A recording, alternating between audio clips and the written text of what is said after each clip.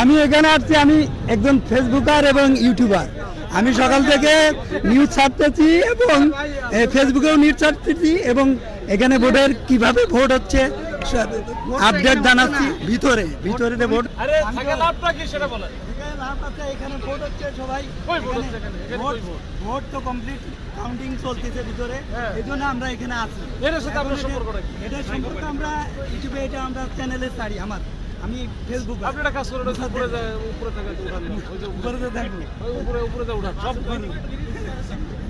যেখানে জনগণ যেখানে থাকবে সেখানে তো কাজ করবো আমরা।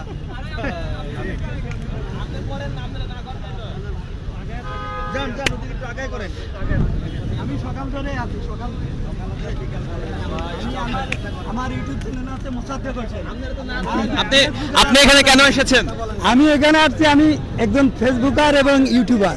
আমি সকাল থেকে নিউজ ছাড়তেছি এবং ফেসবুকেও নিউজ ছাড়তেছি এবং এখানে ভোটের কিভাবে ভোট হচ্ছে আপডেট জানাচ্ছি। ভিতরে ভোট, হ্যাঁ ঢাকা মিডিয়ার ভিতরে।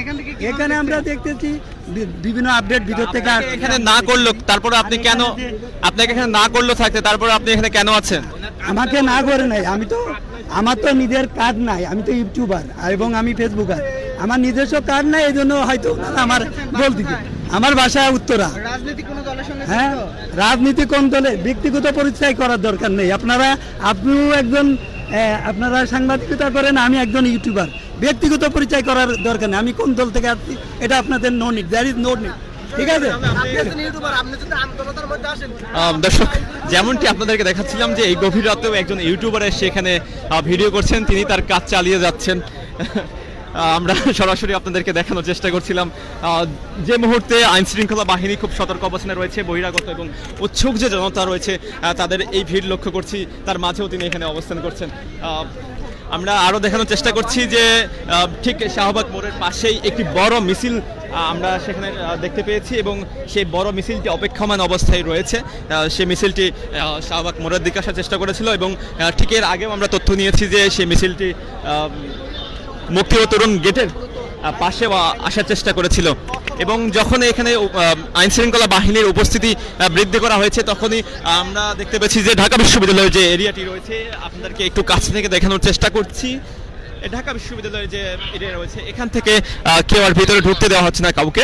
আমরা এই এরিয়ার ঠিক বাহিরে আমরা দেখতে পেয়েছি যে তারা ছিল, কিন্তু আইন শৃঙ্খলা বাহিনী এবং রাত গভীর হওয়ার পর থেকেই আমরা দেখতে পেয়েছি যে এই জায়গা থেকেও তাদেরকে হটিয়ে দেওয়া হয়েছে। এখন তারা অবস্থান করছেন যে বাউন্ডারি নতুন করে দেওয়া হয়েছে সেই বাউন্ডারির ওপাশে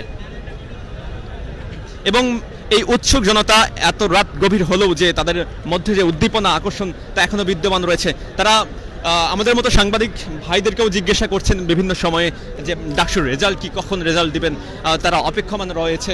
তাদের ভিতরেও যে উচ্ছ্বাস সেটা বিরাজমান আমরা দেখতে পেয়েছি ঠিক এখান থেকেই।